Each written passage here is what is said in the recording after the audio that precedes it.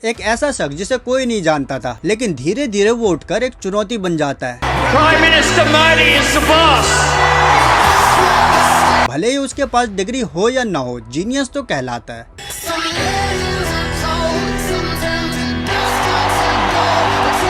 एक वक्त था जब वो चांद को सूरज और सूरज को चांद बोल दे तो भी लोग उसे सच मान लेते। क्या दिया मोदी ने? बहुत ही भगवान थे हम लोग को, भगवान को मानता है, कृष्ण भगवान है वो। और हाँ, वो बन चुका था अजय, जिसे कोई नहीं हरा सकता। वहीं दूसरी तरफ जिसके खानदान की लेगेसी सालों से भारत पर राज कर रही थी, जो खुद भी हार्वर्ड से पढ़ के आया था, उसे बना दिया गया था पप्पू। आज हम बात करेंगे राहुल गांधी और नरेंद्र मोदी की। कैसे नरेंद्र मोदी कांग्रेस के लिए एक चुनौती बन गए, वहीं राहुल गांधी जिसे कभी पप्पू बना दिया गया था, आज उसे प्राइम मिनिस्टर ऑफ इंडिया बनाया जा रहा है। बने रहे हमारे साथ। Welcome to excellence.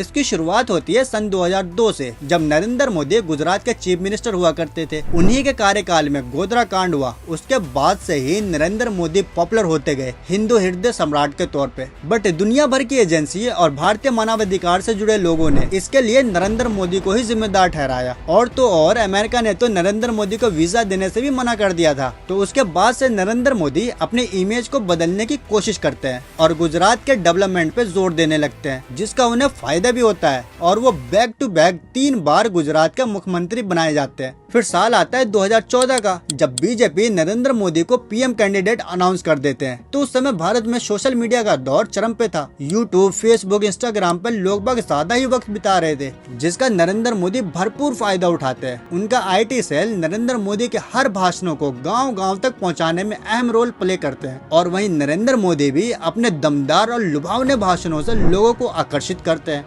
भाइयों बहनों, मैंने बिड़ा उठाया और मेरा तो मंत्र रहा है, न खाऊंगा न खाने दूंगा।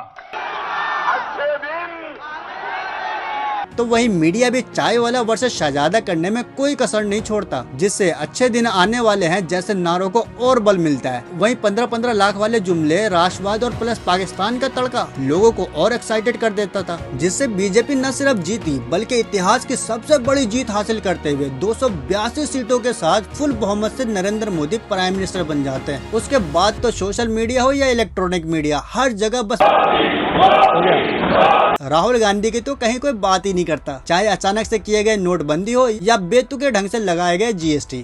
फिर साल आता है 2019 का। एक बार फिर से नरेंद्र मोदी सेम स्ट्रेटेजी अपनाते हैं और इस बार भी फुल बहुमत से सरकार बना लेते हैं और अगेन फिर से नरेंद्र मोदी प्राइम मिनिस्टर बनते हैं। अब इस इलेक्शन में क्या होता है कि ज्यादा जोर राहुल गांधी को पप्पू साबित करने और नरेंद्र मोदी को महान बनाने की थी, जिसका उन्हें बड़ा फायदा हुआ। और इस बार तो पहले से भी ज्यादा 303 सीटें जीत लेती है। और अब बैक टू बैक कांग्रेस की इतनी बुरी हार का जिम्मेदार हर कोई राहुल गांधी को ठहराने लगता है, जिससे राहुल गांधी परेशान होकर कांग्रेस अध्यक्ष का पद ही छोड़ देते हैं और सक्रिय राजनीति से कुछ दिनों के लिए गायब भी हो जाते हैं। फिर उसके बाद जब वो भारत लौटते हैं तो वो अपने संसदीय क्षेत्र समेत देश भर का दौरा करते हैं। महंगाई, बेरोजगारी का मुद्दा उठाते हैं, तो कभी किसानों के हक की बात करते नजर आते हैं, जिससे राहुल गांधी की लोकप्रियता बढ़ने लगती है। और इतना ही नहीं, उनकी पार्टी कांग्रेस भी थोड़े थोड़े ही सही लेकिन अपनी खोई हुई शाख वापस पाने लगती है। जहां 2014 में कांग्रेस में 44 सीट पर सिमट गई थी, वहीं 2019 में 52 पे आ जाती है। फिर साल आता है 2024 का, जब देश भर में मोदी विरोध हो रहा होता है। किसान, दलित, अल्पसंख्यक समेत बेरोजगार युवा और छात्र सड़कों पर थे, तो इंडिया अलायंस इस मौके को भुनाने की भरपूर कोशिश करता है। अब कांग्रेस को लगने लगता है कि इस इलेक्शन में तो मोदी को उखाड़ फेंका जा सकता है। बट जब नतीजा आता है तो एक बार फिर से कांग्रेस अलायंस हार चुकी होती है और एक बार फिर से नरेंद्र मोदी प्राइम मिनिस्टर बनते हैं।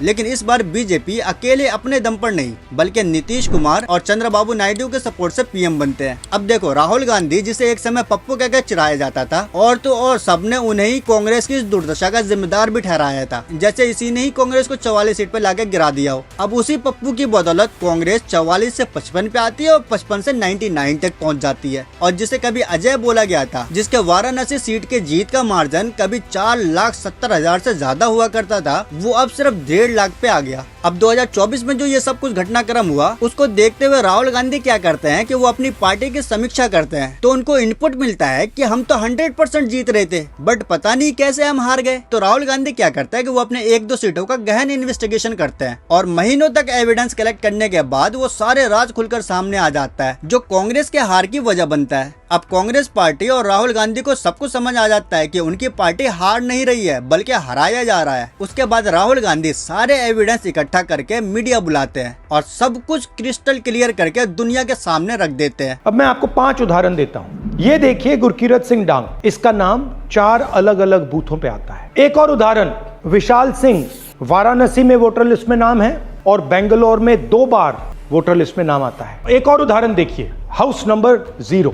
तो आपने कभी सुना है हाउस नंबर 0? मगर बेंगलोर में हजारों हाउस नंबर 0 हैं वोटर लिस्ट पे। हाउस नंबर 35 की कहानी सुनिए। छोटा सा घर है, ज्यादा से ज्यादा 4 लोग रह सकते हैं, मगर इस 35 में 80 लोग वोटर लिस्ट में रजिस्टर्ड है। बट इसका जवाब ना तो इलेक्शन कमीशन ऑफ इंडिया के पास था और न ही नरेंद्र मोदी के पास। उसके बाद तो तमाम राजनीतिक पार्टी इलेक्शन कमीशन से सवाल करते हुए उन्हें कटघरे में खड़ा कर देती है, पर कोई जवाब नहीं मिलता। तो सारा विपक्ष राहुल गांधी के नेतृत्व में संसद से लेकर सड़क तक मार्च करते हैं, जिससे राहुल गांधी का कद सबसे बड़ा हो जाता है और आम लोगों को भी राहुल गांधी की बातें सही लगती है, क्योंकि इलेक्शन कमीशन जो अपनी सफाई में जो प्रेस कॉन्फ्रेंस की थी वो संतोषजनक नहीं था। क्या अपनी माताओं, बहुओं, बेटियों सहित किसी भी मतदाता की सीसीटीवी वीडियो चुनाव आयोग को साझा करनी चाहिए क्या?